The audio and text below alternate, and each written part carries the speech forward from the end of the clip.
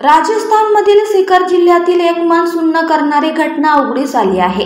9 वर्षीय विद्यार्थिनीचा शाळेतच अचानक मृत्यू झाल्याने सर्वांनाच धक्का बसला आहे। प्राची ही आदर्श विद्यामंदिर नावाच्या शाळेत 4थीत शिकत होती। गेल्या काही दिवसांपासून ती थंडी तापामुळे शाळेत येत नव्हती, पण सोमवारी ती परत आली।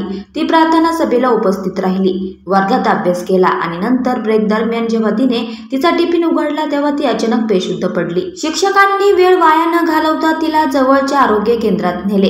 तिथे उपस्थित असलेल्या डॉक्टरांनी सांगितले की जेव्हा प्राचीला रुग्णालयात आणण्यात आले तेव्हा तिचे हृदयाचे ठोके बंद झाले होते।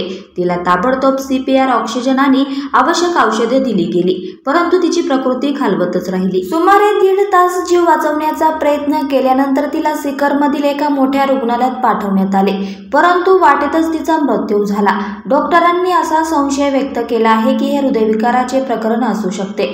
प्राचीला जन्मजात हृदयरोग असण्याची शक्यता आहे, जो कधीही समजला नाही।